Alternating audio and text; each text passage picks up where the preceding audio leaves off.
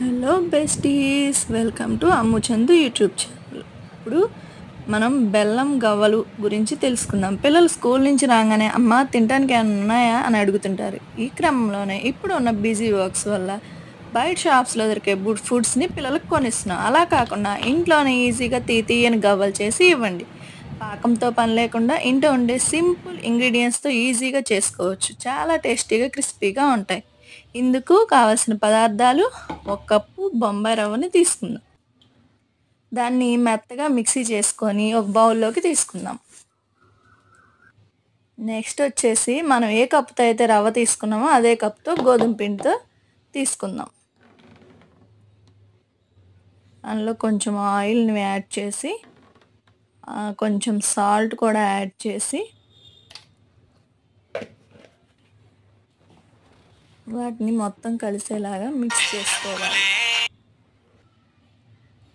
అలా మిక్స్ చేసుకున్న తర్వాత మనం పంచదారని 3/4 కప్ తీసుకున్నాను. దానిలోనే కొంచెం 2-3 యాలకులు యాడ్ చేసుకొని వాటిని మిక్సీ పట్టుకోవాలి. మిక్సీ పట్టుకొని దాన్ని ఈ పిండి మిశ్రమం గోధుమ పిండిలో కలుపుకొని ఉండలు లేకుండా మొత్తం మిక్స్ చేసుకోవాలి. మొత్తం కలిసే విధంగా మిక్స్ చేసుకున్న తర్వాత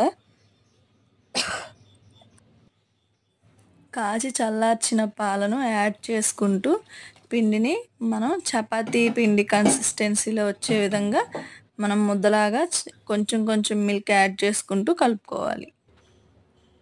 ఈ విధంగా వచ్చే విధంగా కలుపుకొని మూత పెట్టుకొని మనం పక్కన పెట్టుకోవాలి. తర్వాత ఒక 1/2 అవర్ పక్కన పెట్టిన తర్వాత ఈ విధంగా మీ ఇంట్లో గవ్వల చెక్క ఉంటే గవ్వల చెక్కతో, నా దగ్గర లేదు, సో నేను ఈ విధంగా గవ్వల పిండి మొత్తం ప్రిపేర్ చేసుకొని పక్కన పెట్టుకున్నాను. డీప్ ఫ్రైకి ఆయిల్ని మనం హీట్ చేసుకోవాలి.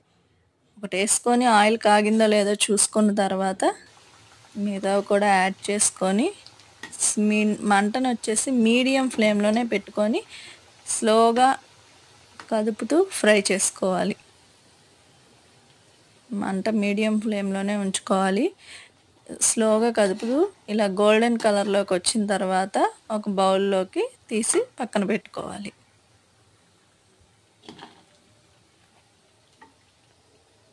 ఈ విధంగానే మిగతా వాటిని మొత్తం ఫ్రై చేసుకొని తీసుకొని సర్వింగ్ బౌల్లో సర్వ్ చేసుకోవడమే. ఇవి వేడివేడిగా ఉన్నప్పుడు కాకుండా కొంచెం చల్లారిన తర్వాత సర్వ్ చేసుకుంటే చాలా క్రిస్పీగా కరకరలాడుతూ ఎంతో టేస్టీగా ఉండే, పాకంతో పని లేని సింపుల్ ఇంగ్రీడియంట్స్తో చేసుకునే గవ్వలు రెడీ.